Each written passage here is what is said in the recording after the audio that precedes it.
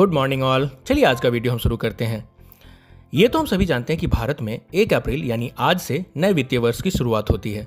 पर क्या आपने कभी ये सोचा कि वित्तीय कैलेंडर का पहला महीना जनवरी जैसे किसी अन्य महीने के बजाय अप्रैल ही क्यों होता है? कुछ लोगों की माने तो ऐसा इसलिए है क्योंकि अप्रैल शुभ महीना होता है, जबकि अन्य तर्क देते हैं कि यह पूरी तरह से व्यवहारिक कारणों से है, जिसके बारे में हम आगे भी जानेंगे। हालांकि अप्रैल में वित्तीय वर्ष शुरू करने का निर्णय अचानक नहीं लिया गया था।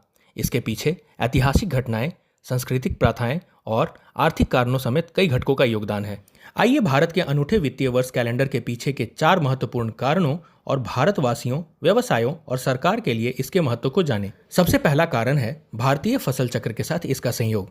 भारत में वित्तीय वर्ष, जैसा कि हमने अभी देखा, 1 अप्रैल से शुरू होता है और अगले वर्ष की 31 मार्च तक चलता है। यह शेड्यूल देश के कई हिस्सों में फसल चक्र के साथ मेल खाता है। भारत की अर्थव्यवस्था में कृषि का महत्वपूर्ण स्थान है और भारत ऐतिहासिक रूप से एक कृषि प्रधान देश रहा है। जून से सितंबर तक देश में आने वाला मानसून कृषि गतिविधियों में महत्वपूर्ण भूमिका निभाता है। हमारे किसान मुख्य रूप से जून और जुलाई में बीज बोते हैं और आमतौर पर अक्टूबर से मार्च तक फसल कटती है। यह समन्वय सरकार को कृषि क्षेत्र के लिए प्रभावी योजनाएं बनाने में मदद करता है। उदाहरण के लिए, आगामी वर्ष के लिए अपेक्षित फसल उत्पादन के आधार पर सरकार कृषि नीतियों की घोषणा कर सकती है, सब्सिडी दे सकती है और ऋण नीतियों में बदलाव भी कर सकती है। इसके साथ खाद्यान्न खरीद, वितरण और भंडारण की तैयारी भी कर सकती है। किसानों के साथ साथ कृषि से जुड़े व्यवसायों को भी इस समय सीमा का लाभ होता है। फसल की पैदावार का पूर्वानुमान लगाकर वो सूचित निर्णय ले सकते हैं और अपनी परिचालन लागतों की योजना बना सकते हैं। वित्तीय वर्ष और फसल चक्र का यह ओवरलैप न केवल एक परंपरा के रूप में कार्य करता है, बल्कि एक कार्यात्मक उपकरण के रूप में भी कार्य करता है, जो भारत में कृषि प्रथाओं और नीतियों को बढ़ावा देता है। दूसरा महत्वपूर्ण कारण है हिंदू या ल्यूनर कैलेंडर के साथ इसका संयोग। भारत में वित्तीय वर्ष, जो अप्रैल में शुरू होता है और मार्च में समाप्त होता है, वैसाखी या लूनर नववर्ष के साथ मेल खाता है। यह समय अप्रैल से मार्च के वित्तीय कार्यक्रम की व्याख्या कर सकता है। कुछ विशेषज्ञों का मानना है कि इन तिथियों का चयन करते समय भारत सरकार ने इस सांस्कृतिक परंपरा का भी ध्यान रखा होगा।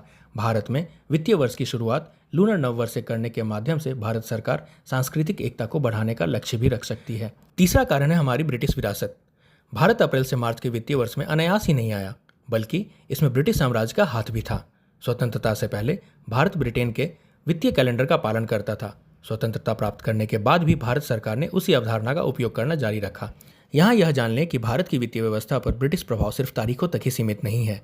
आज भारत में अपनाई जाने वाली कई वित्तीय नीतियाँ ब्रिटिश प्रणाली पर आधारित हैं। ब्रिटिश शासन की विरासत अभी भी भारतीय समाज और संस्कृति के विभिन्न पहलुओं में देखी जा सकती हैं और 1 अप्रैल से वित्त वर्ष की शुरुआत उनमें से ही एक है। चौथा सबसे महत्वपूर्ण कारण वैश्विक प्रथाओं के साथ इसका संरेखन भी है। भारत में वित्तीय वर्ष 1 अप्रैल से शुरू होने का एक और कारण यह हो सकता है कि देश को अपनी वित्तीय प्रथाओं को वैश्विक मानकों के साथ संरेखित करने की आवश्यकता होती है। भारत अप्रैल से मार्च तक वित्तीय वर्ष का पालन ठीक वैसे ही करता है जैसे Canada, New Zealand, United kingdom, Hong Kong और जापान सहित अन्य प्रमुख अर्थव्यवस्थाएं और व्यापार भागीदार करते हैं। इस तरह का संरेखन अंतर्राष्ट्रीय व्यापार और आर्थिक संबंधों को सुव्यवस्थित करता है, जिससे ये देश भारत के साथ अधिक आसानी से वित्तीय लेन देन कर सकते हैं। आशा करता हूं कि इस वीडियो के माध्यम से आप यह समझ गए होंगे कि भारत में वित्तीय वर्ष का 1 अप्रैल से शुरू होना कोई रैंडम सिलेक्शन नहीं, बल्कि यह एक सुविचारित निर्णय है जो देश की कृषि, आर्थिक और प्रशासनिक आवश्यकताओं के साथ मेल खाती हैं। आज का शब्द है इंसेप्शन, जिसका अर्थ है किसी चीज़ की शुरुआत होना। इसकी स्पेलिंग है INCEPTION।